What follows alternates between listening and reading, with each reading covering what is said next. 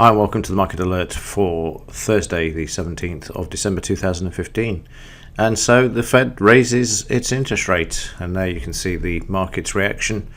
First down to 17,500, then all the way back to 17,600.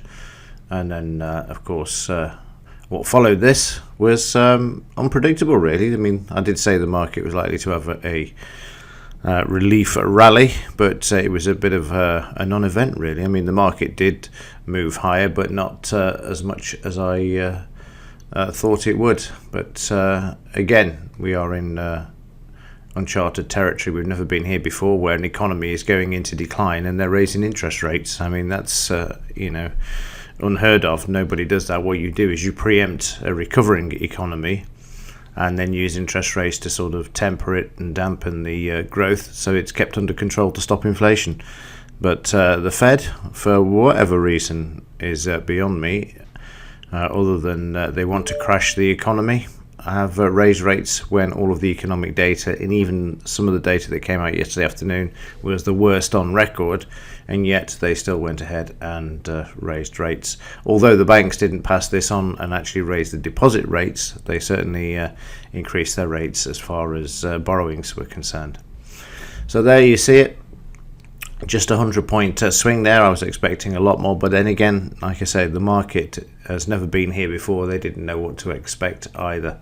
Bonds were a bit wild, but it's from this point forward. And again, as I said yesterday, expect the rally. And also Yellen yesterday was trying to convince the market as well, when she made a statement after increasing rates, that this is actually bullish for the market. So she's looking after her friends at Wall Street, and that's why we saw the market move higher. Who knows what will happen today? Certainly the market didn't have the momentum I thought it would. I thought it would have gone at least 200 or 300 points, but it didn't. It finished up 225 on the day, which it wasn't, like I say, it wasn't as much as I thought it would. Just to say, from the fact that there's a relief, but then again, the market may have factored that in over the last month that we've been sitting and waiting for it as well. So there you go. That's a piece of history there before you. The market taking on board the 0.25% rate increase there from Yellen in what is a global deflation period on its way. Well, not on its way, it's already started. So who knows? Let's wait and see what happens. But let's have a look at the bigger picture and see what we can get from the overnight market as well, to give us some sort of direction for today. So the market lower in the first part of the session there, and then sideways, waiting for the Fed's decision. And there you see the final picture of the market trading to the upside there, and the high for yesterday was 17,783 before the market came off, and then prices just trading sideways on the overnight at the moment. In the daily charts, this is how it looks. The market's nowhere near yesterday's high, which is not a good sign to begin with, but who knows, the market could turn around mid-morning and then start to move back towards the upside. But given the importance of yesterday and all of the grandstanding and talking heads and everything else, you would have expected this range to have been a lot wider. I mean, we've had bigger ranges over the last few days.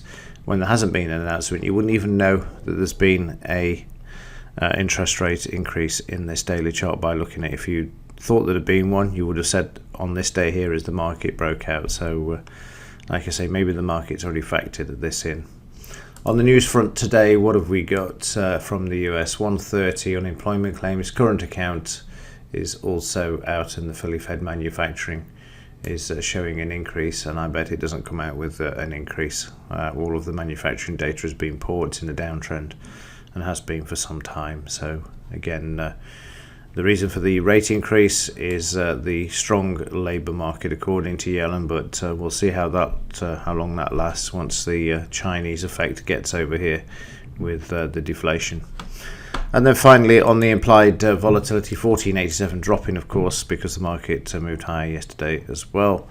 And again, it's just a case of seeing what the market does, really, to try and find a pattern. It looks rather weakish, actually. I was hoping the market was going to rally between now and the new year, and then when we all start back in the new year, we get into some heavy selling and downward pressure in this market.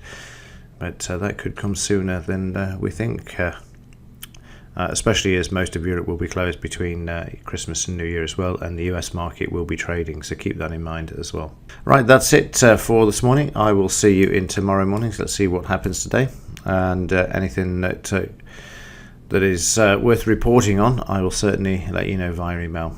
So see you in tomorrow. As ever, thanks for your support, also for watching.